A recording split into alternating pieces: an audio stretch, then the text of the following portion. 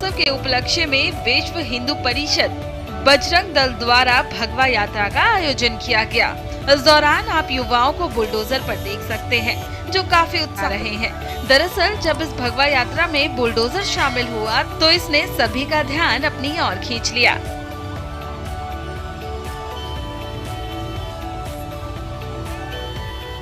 Bulldozer का कोई विशेष यहाँ पर उपयोग नहीं, वो तो हमारे अध्यक्ष जी बताएंगे, क्योंकि आजकल है क्या कि नौजवानों का ये यात्रा है, विशेषकर बजरंग दल की यात्रा है, जिससे जोश आता है, उत्साह आता है। जैसे हम नारे लगाते हैं, जितने जोर से नारे लगाते हैं वैसे जोश आता है। और इसलिए संयोग से केवल देश में नहीं और विश्व भर में एक बुलडोजर प्रसिद्ध हो गया हमारे माननीय परम पूज्य योगी आदित्यनाथ जी के कारण से, कि जहाँ पर भी इस प्रकार की घटना यानी जब जब होए धर्म की हानि तो उसके लिए कोई ना कोई शौर्य होना चाहिए। एक प्रयोग उन्होंने निकाला कि भाई इस प्रकार का जो अनुशासनहीनता करेगा, न्यायालय की अवमानना करेगा, हिंदुत्व पर प्रभाव करेगा, किसी गरीब को सताएगा, तो उन्होंने बुलडोजर का उपयोग किया होगा। अब हमारे नौजवान है, उसमें से कोई शायद बुलडोजर ले, उसका कोई हमारे इसमें प्रावधान या संविधान में नहीं है। तो शोभा यात्रा में लाइटिंग कैसी होनी चाहिए, कैसा झंडा होना चाहिए, उसका कोई प्रावधान नहीं है। वो तो एक शोभा यात्रा का अंग मानकर चलना चाहिए, उसको वैसे ही लेना चाहिए। इस शोभा यात्रा का क्या मकसद है और क्या रूपरेखा रहने वाली है, सुनिए।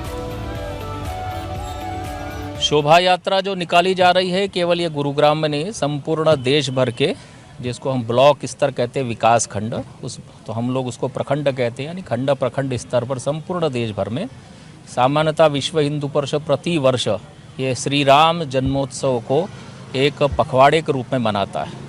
चूँकि 22 मार्च से नया साल भी भारतीय नववर्ष प्रारंभ होता है और उसके बाद रामनवमी को श्री राम जन्मोत्सव है और अभी उसके बाद पूर्णिमा यानी इस बार के 6 अप्रैल को हनुमान जन्मोत्सव है। इसलिए पूरे पखवाड़े में हम राम जन्मोत्सव और हनुमान जन्मोत्सव के रूप में संगठन के विस्तार की दृष्टि से यह कार्यक्रम करते हैं कि जहाँ जहाँ भी हमारी समितियाँ हैं, जहाँ जहाँ हमारे कार्यकर्ता हैं, वो विश्व हिंदू परिषद, बजरंग दल, दुर्गा वाहिनी और मातृशक्ति के, तो उनके माध्यम से समाज में जागरण का एक कार्यक्रम करना।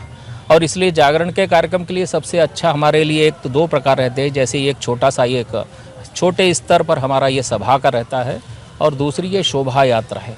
समाज में इसका मैसेज भी जाना चाहिए कि हमारा भारतीय नववर्ष नया प्रारंभ होता है, तो वो चैत्र शुक्ल वर्ष प्रतिपदा को प्रारंभ होता है।